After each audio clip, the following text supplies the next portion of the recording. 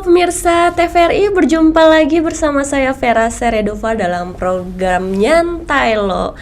Nah, kali ini saya sudah bersama seorang narasumber yang dimana pembahasan kita akan sangat-sangat bermanfaat bagi warga Kalimantan Barat, khususnya Pontianak dan Kuburaya.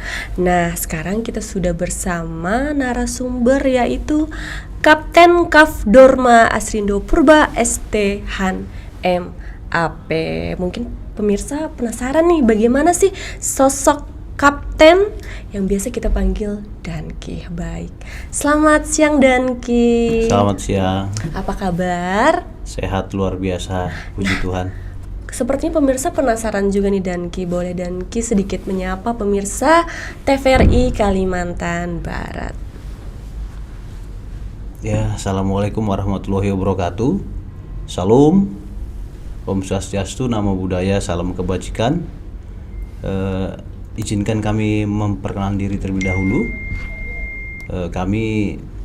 Nama kami Dorma Asrindo Purba, pangkat kami Kapten Kavaleri. Kemudian kami abituren Akademi Militer 2014.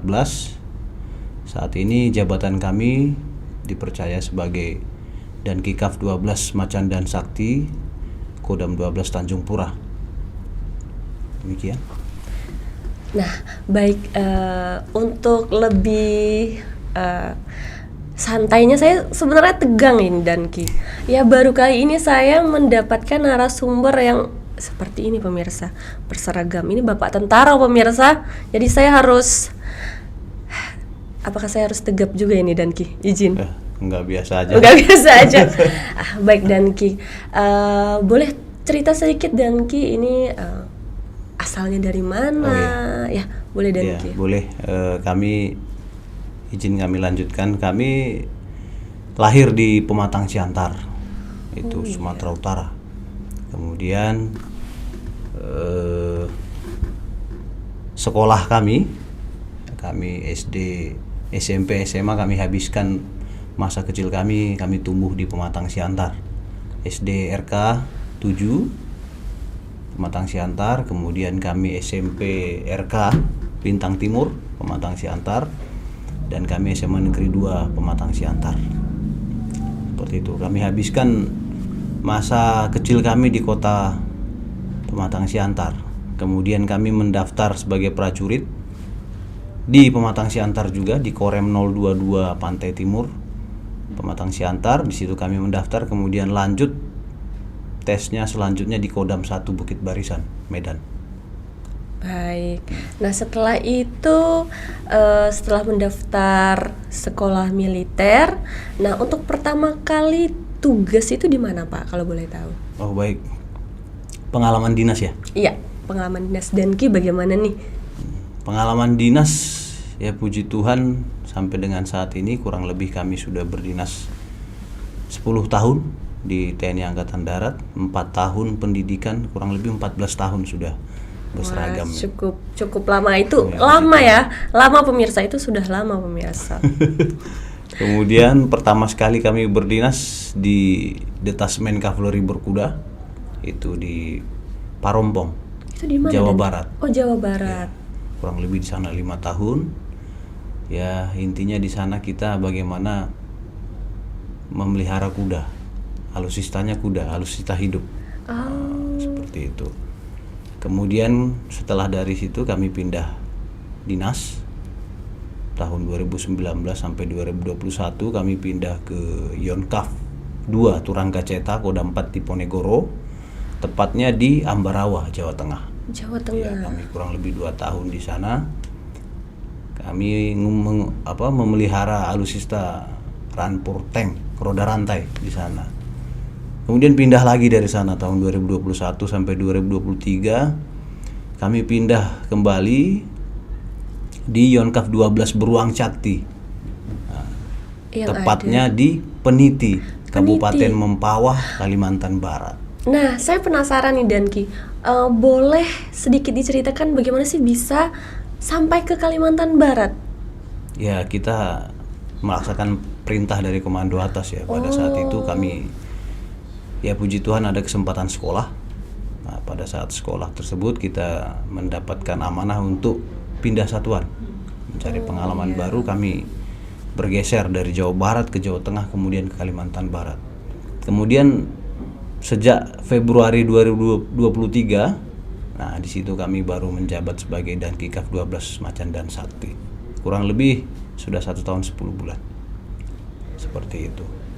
Nah, ini kan Danki berasal dari Medan. Ya, dari Sumatera. Betul, Sumatera bagaimana Utara, tepatnya. Sumatera Utara. Nah, bagaimana pada saat Danki menginjakan kaki di Kalimantan Barat? Apa nih kultur shock pemirsa? Kita harus tahu nih bagaimana pendapat orang Sumatera Barat ya. Sumatera Utara. Sumatera Utara. Mohon maaf Danki.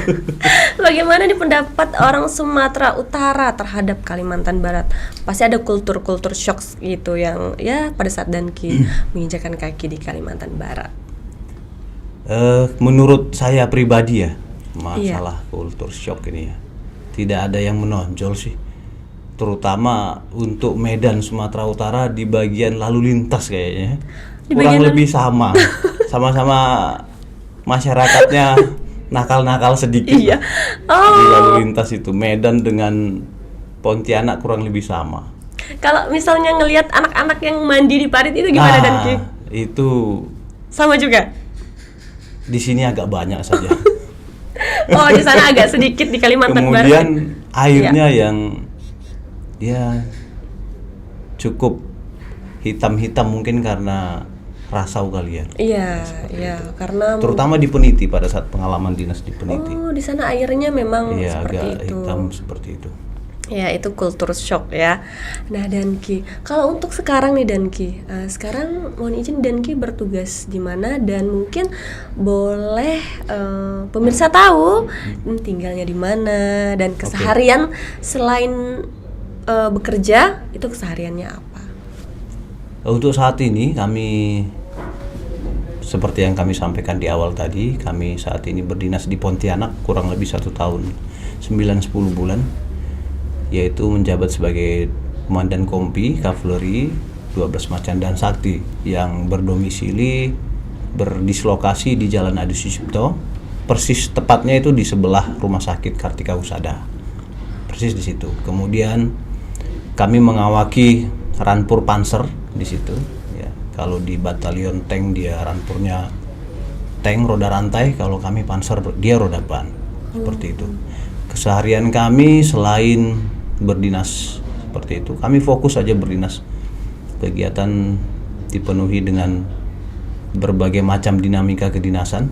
Apabila ada waktu santai kami habiskan untuk keluarga saja. Iya. Seperti itu. Kalau boleh tahu untuk sekarang boleh dong mungkin ibu di rumah ingin kenapa bapak ini tidak ada, boleh dong perkenalin istrinya, anaknya ya boleh bapak. Ya boleh. Ya kami lanjutkan perkenalan tadi, mungkin belum semua ya. Iya boleh bapak. Ya kami status K01, kawin anak 1, istri kami Sifra Irawati Hambel Boru Aritonang Raja Gugup, aslinya dari Jawa Tengah, tepatnya Salatiga. Jawa Tengah Salatiga. Betul. Wah jauh juga ya. Jauh. Jodohnya jauh nih Jodohnya Danki. ketemu di Magelang dulu pas pendidikan. Ketemunya di gereja juga. Kemudian anak kami 1, Bartolomeus Habonaron Purba. Ya, terima kasih Danki. Nah, baik, sebelum kita melanjutkan perbincangan kita, baik pemirsa, kita akan berjumpa lagi setelah iklan layanan masyarakat berikut ini.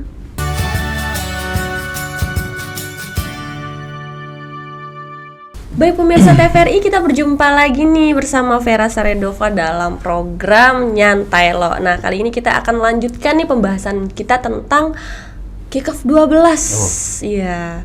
Nah, boleh Danki sedikit menceritakan tentang KAF 12?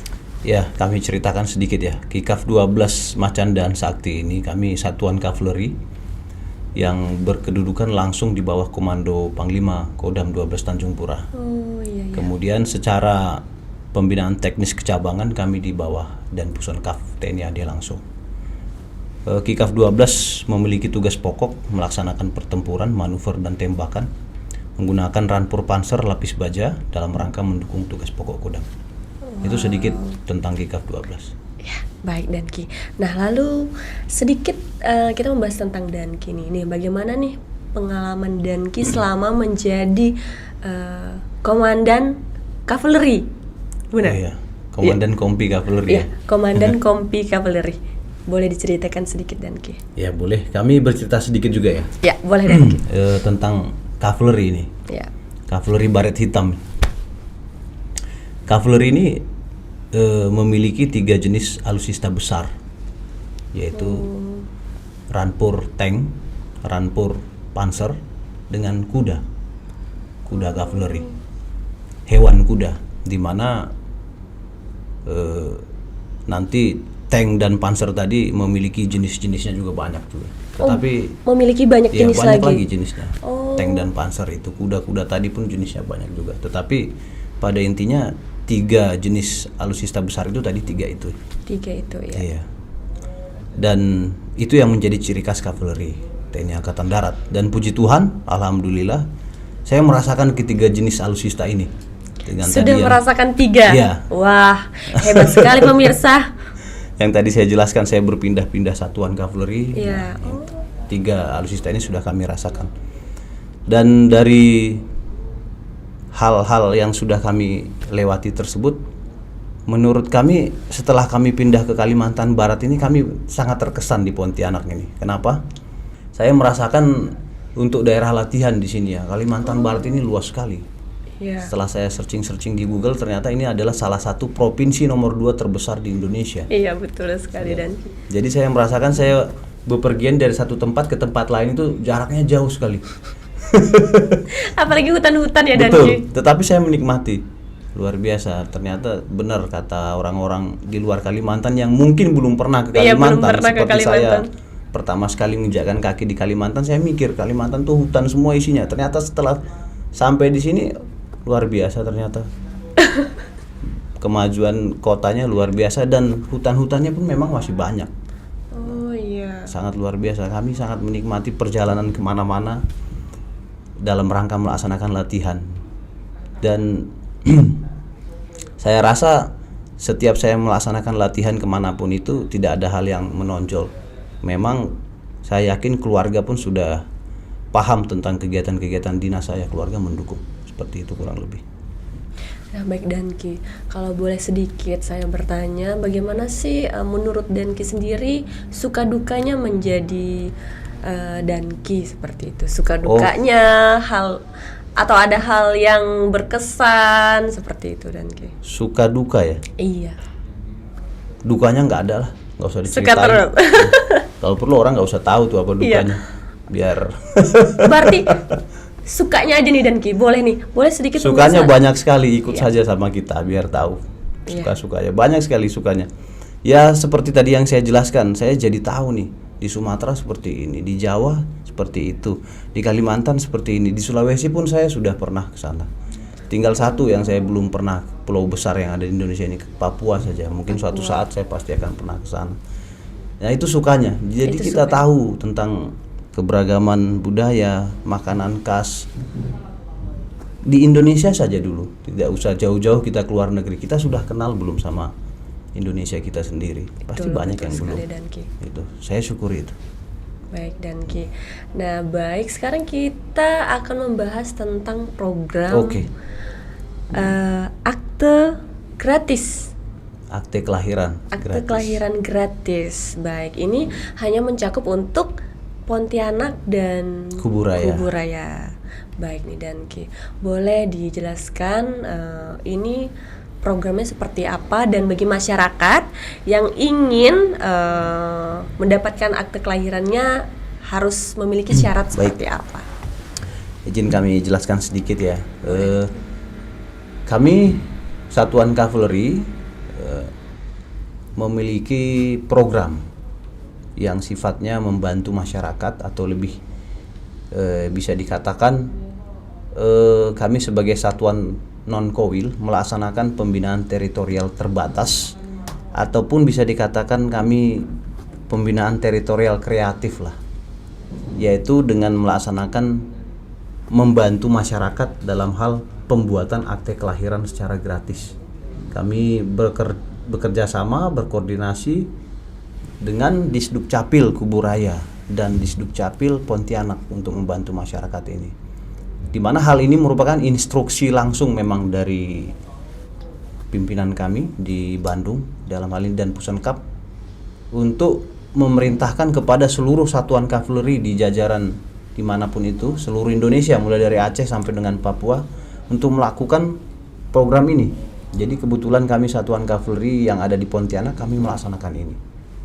Nah, instruksi dari pimpinan kami adalah memberikan bantuan yang nyata secara langsung pada masyarakat, di mana dinilai akte kelahiran ini adalah sangat penting, di mana dengan kita memiliki akte kelahiran anak ini merupakan hak setiap warga negara untuk memperoleh akte kelahiran dan sekaligus sebagai kewajiban warga negara untuk bisa memperoleh itu, dengan harapan apabila telah mendapatkan akte kelahiran, kita bisa, mungkin anak itu bisa bersekolah, kemudian bisa menerima program-program bantuan dari pemerintah ataupun membuat KK, KTP dan lain sebagainya, mungkin bisa menjadi persyaratan umroh.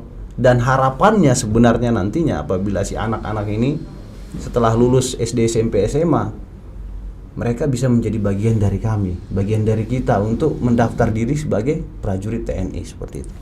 Jadi yang pertama kami menyentuh akte kelahirannya dulu. Bagaimana sih masyarakat Kuburaya atau Pontianak bisa mengakses program ini sendiri gitu, dan bagaimana sih cara-caranya dan seperti apa? Cara-caranya mudah ya sebenarnya ya. Jadi masyarakat khususnya ini Kalimantan Barat yang khususnya ada di Kabupaten Kuburaya dengan Kota Pontianak, apabila ada masyarakat baik itu anak kecil, orang tua, yang pada intinya warga negara Indonesia yang belum mempunyai akte lahir, boleh langsung menghubungi kami, menghubungi kantor Mako Kikaf 12 Macan dan Sasti yang berada di Jalan Adi Sucipto tadi yang kami sebutkan, di sebelah persis Rumah Sakit Kartika Husada. Nanti kami yang akan membantu untuk meneruskan kepada Dinas Kependudukan Catatan Sipil Kuburaya dengan Pontianak. Adapun persyaratannya kami sebutkan nih, yaitu formulir 201, kemudian fotokopi buku nikah, fotokopi KK asli, kemudian fotokopi surat keterangan kelahiran, SPTJM kebenaran suami istri, SPTJM kelahiran anak. Nah, silahkan, bagi banyak kendala kita di lapangan. Contoh pernikahan yang tidak tercatat, kemudian anak-anak terlantar, anak-anak mungkin yang tidak tahu siapa orang tuanya, tidak tercatat. Nah, dia anak-anak ini kan juga warga negara Indonesia yang butuh akte kelahiran. Iya betul. Nah, yang seperti itu kita bantu semuanya. Dan kami himbau bahwasanya kegiatan bantuan untuk pembuatan akte kelahiran kepada masyarakat ini kami pun membatasi sampai kepada bulan Januari tahun 2025, karena kegiatan kami ini sebenarnya dalam rangka untuk memperingati hari ulang tahun kavaleri, yaitu tepatnya nanti akan jatuh di tanggal 9 Februari tahun 2025 seperti itu.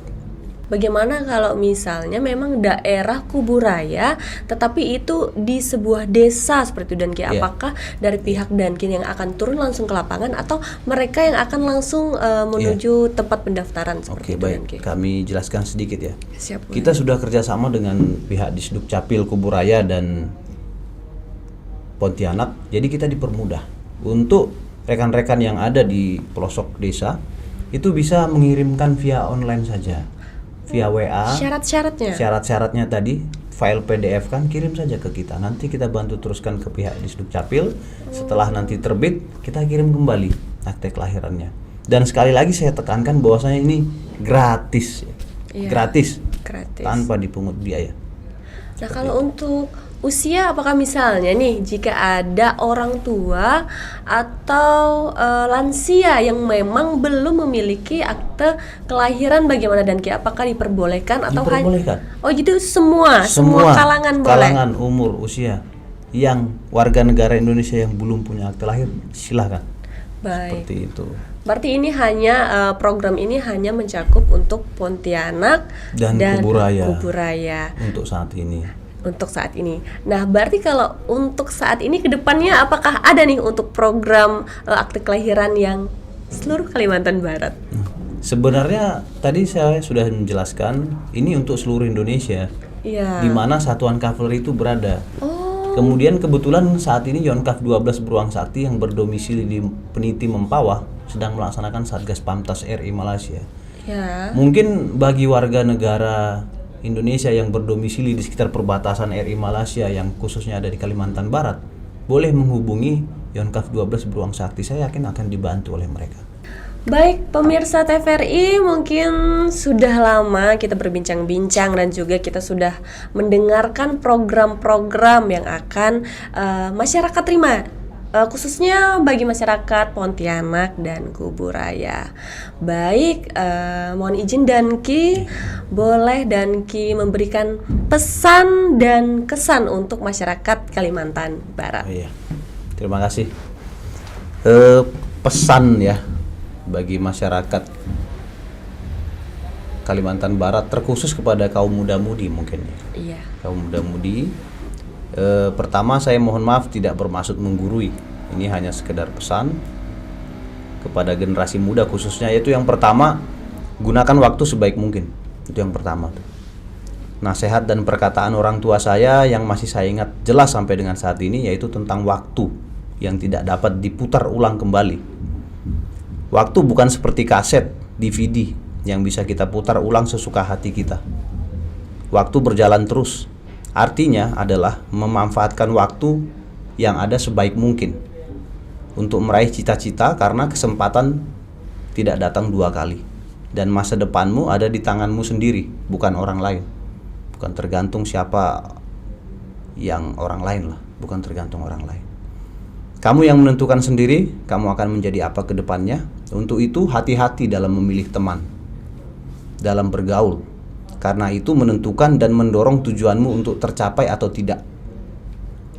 Bukan berarti kita mau pilih-pilih dalam berteman, tetapi ada baiknya kita berteman dengan orang yang memotivasi kita untuk mencapai tujuan atau cita-cita. Bukan dengan orang yang malah menjauhkan kita dari jalan untuk kita menuju cita-cita tersebut. Itu yang pertama. Gunakan waktu sebaik mungkin. Yang kedua, hormati orang tuamu. Karena doa orang tua luar biasa. Minta izin dan minta restu serta minta maaf kepada orang tua sebelum melaksanakan ujian ataupun tes untuk mencari jati diri ataupun menuju cita-cita tadi.